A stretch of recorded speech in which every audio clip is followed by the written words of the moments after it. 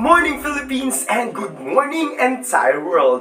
It's a new day, and our show is back with a fresh and new episode.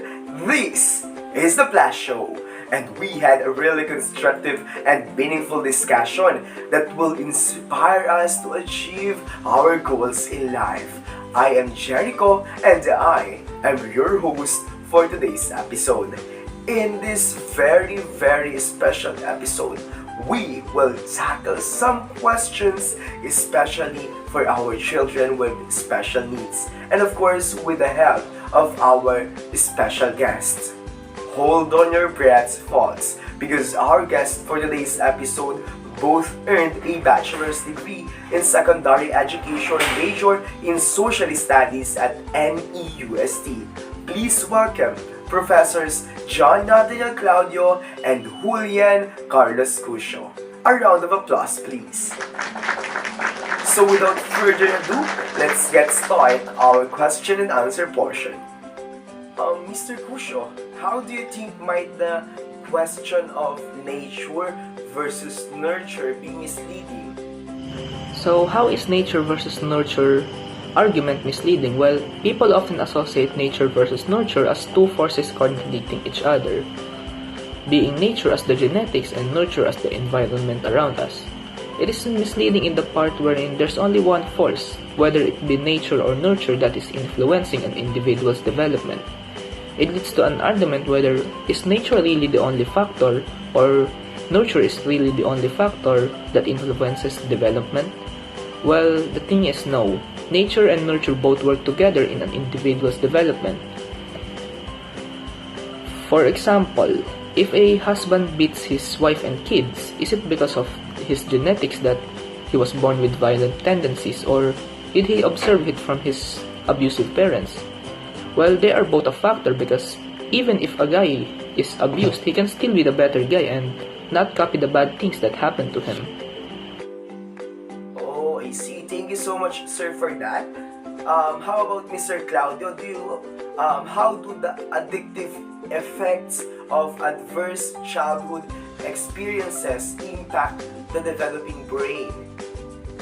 Alam mo, yung mga tinatawag natin na adverse childhood experiences, yan yung mga potentially traumatic experiences that occurred during childhood. So that is between 0 to 17 years old.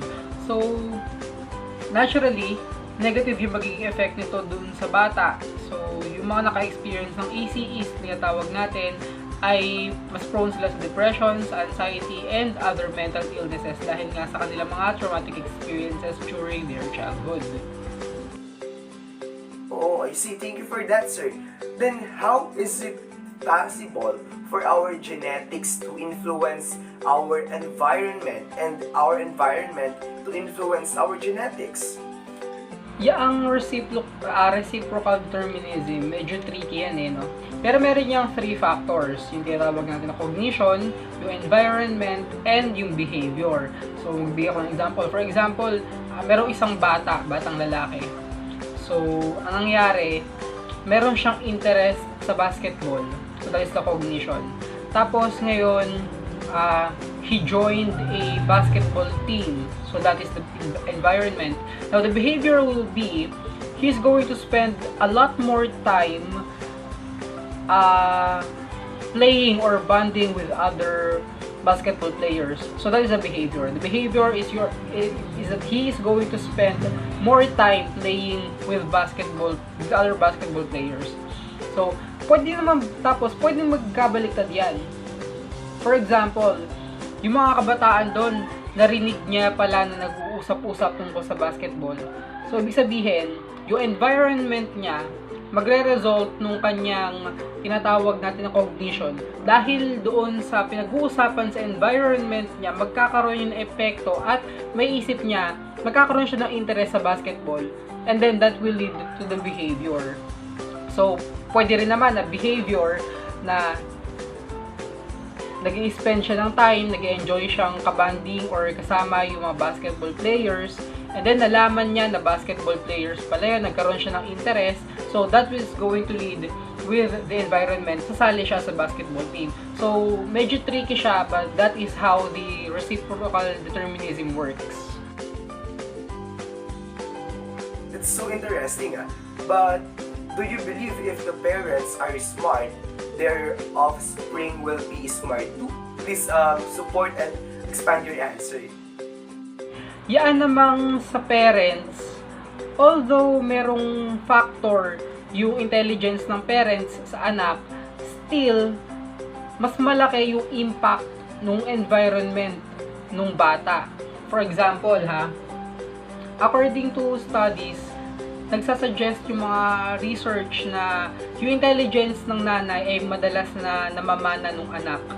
So, pero other than that, mas malaki pa rin factor yung environment. Kasi halimbawa, let's say na namana nga niya yung talino ng nanay niya, pero hindi naman siya nag-aaral, na-expose naman siya sa environment na puro gala, sa environment na puro barkada, all in a negative way, For example, nagiinom lang sila, nagbibisyo lang sila, ganyan. So, wala rin mangyayari, hindi rin mag-grow yung intelligence niya, may stuck lang doon. So, although, nagpa-play ng factor yung intelligence ng parents, still, mas malaki yung influence or yung factor ng environment.